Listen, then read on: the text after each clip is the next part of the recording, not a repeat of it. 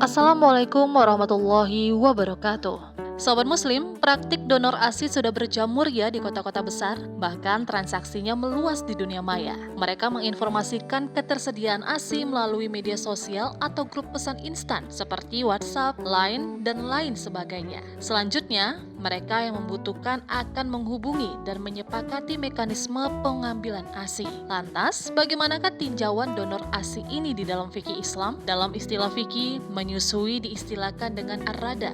Menyusui bayi orang lain punya konsekuensi hukum syar'i, yaitu menjadi haram untuk dinikahi. Ada dua kelompok yang menjadi haram untuk dinikahi karena arida, yaitu ibu yang menyusui serta nasabnya ke atas dan anak dari ibu yang menyusui atau saudara sepersusuan. Dalam memilih ibu susuan juga tidak sembarangan. Islam menuntun agar memilih ASI dari ibu susuan yang muslimah, berakhlak baik, sehat, serta soleha. Para ulama seperti Imam Maliki memakruhkan menerima ibu susuan dari orang Yahudi, Nasrani, atau Majusi, serta yang buruk akhlaknya.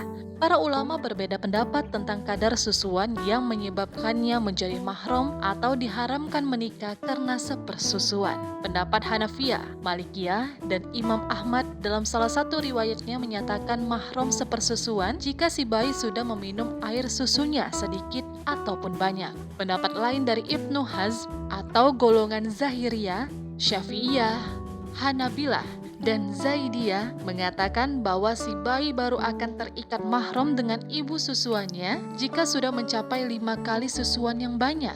Susuan itu juga harus terpisah dan mengenyangkan si bayi. Mereka berdalil dengan hadis dari Aisyah radhiyallahu anha yang mengatakan pada permulaan turunnya Al-Quran 10 kali menyusui menjadi mahram. Kemudian hukum ini dihapuskan dengan ayat yang menyatakan 5 kali saja sudah menjadi mahram. Pendapat lain dari Imam Ahmad, Daud bin Ali Az-Zahiri, Abu Sawr, dan Ibnu Al-Munzir. Mereka berpendapat susuan baru terikat menjadi mahram jika sudah lebih dari 3 kali. Mereka berdalil dengan hadis Rasulullah yang berbunyi, tidak haram untuk menikah karena sekali atau 2 kali susuan. Hadis riwayat Muslim, Abu Daud, Tirmizi, dan Ibnu Majah. Teknis pemberian ASI juga menjadi hal yang membedakan hukum fikihnya.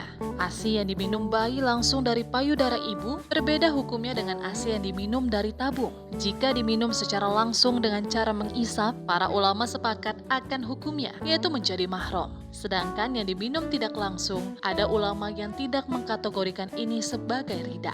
Terkait hukum fikih donor ASI, Majelis Ulama Indonesia atau MUI hingga saat ini belum mengeluarkan fatwanya.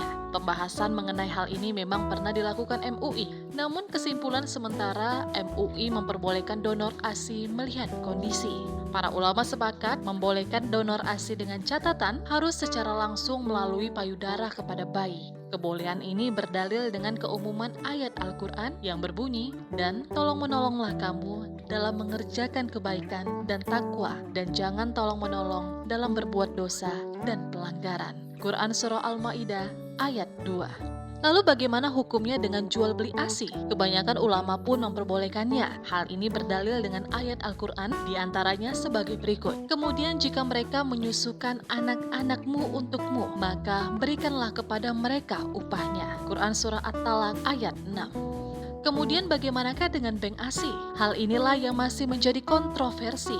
Para ulama membatasi definisi arada hanya dengan cara mengisap lewat payudara ibu. Yang menjadi permasalahan jika ibu pendonor ASI tidak jelas identitasnya. Demikian juga jika ASI telah dicampur aduk menjadi satu. Namun jika bank ASI bisa dikelola secara profesional dan memperhatikan asal-muasal ASI, banyak pula ulama kontemporer yang memperbolehkannya.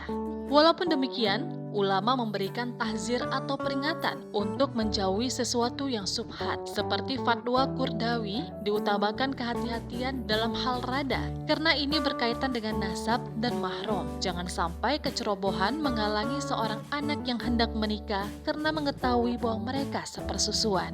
Sobat Muslim, demikian penjelasan hukum donor ASI di dalam Islam. Semoga informasi tadi bermanfaat untuk kita semua. Wassalamualaikum warahmatullahi wabarakatuh.